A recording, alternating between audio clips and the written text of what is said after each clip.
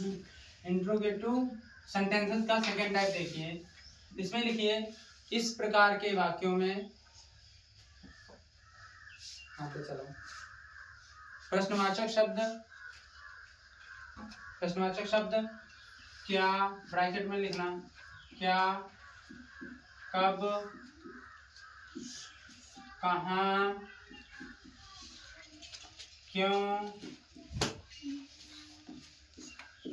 कैसे आदि। कब, कहाँ, क्यों, कैसे आदि वाक्य के बीच में आते हैं।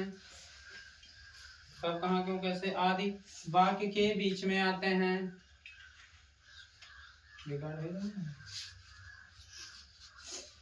वाक्य के बीच में आते हैं तथा जिनकी अंग्रेजी,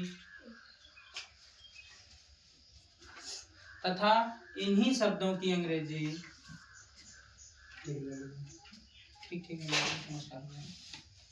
इन्हीं शब्दों की अंग्रेजी सबसे पहले लिखते हैं। इन्हीं शब्दों की अंग्रेजी सबसे पहले लिखते हैं। फिर सहायक क्रिया डू या डज का प्रयोग करते हैं।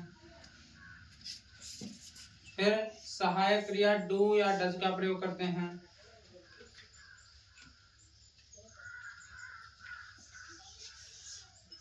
फिर कर्ता लिखते हैं एवं शेष वाक्य बनाते हैं।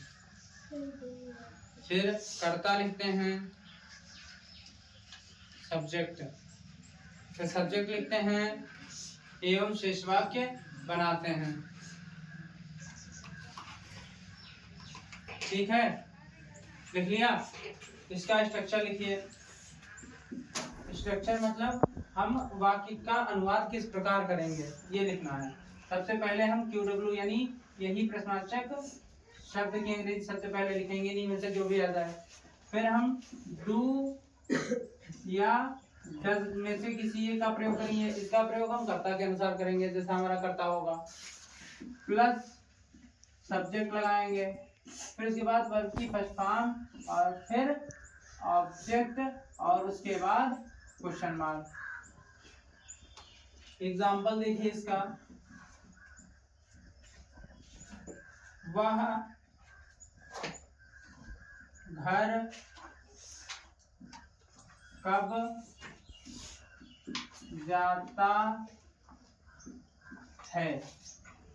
वह घर कब जाता है, तो इसकी अंग्रेजी हम सबसे पहले, किसकी अंग्रेजी सबसे पहले लिखेंगे पूरे वाक्य में? किसकी अंग्रेजी लिखेंगे? कब की अंग्रेजी क्या होती है? कब की अंग्रेजी क्या होती है? WHEN, when। इसकी अंग्रेजी लिख गई।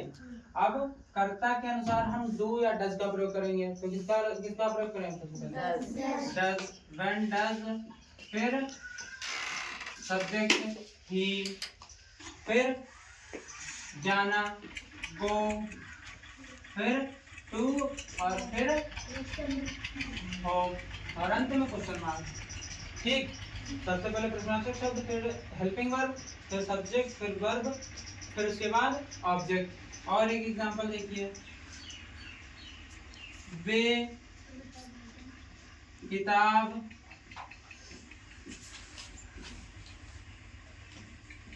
क्यों पढ़ते हैं। वे किताब क्यों पढ़ते हैं, तो क्यों की अंग्रेजी सबसे पहले लिखी जाएगी। क्यों की अंग्रेजी क्या होती है? वाई। अब इसमें सब्जेक्ट वाई है, वाई लिख दिया, फिर इसके बाद डू या डज में से क्या लगाएंगे? डू। क्यों डू लगाएंगे? क्योंकि कर्ता बहुवचन है। Why do they. फिर वर्ब क्या लगाएंगे?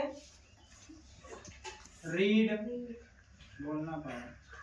Why do they read, और फिर द बुक। ठीक है, समझ में आया? ठीक है, बंद।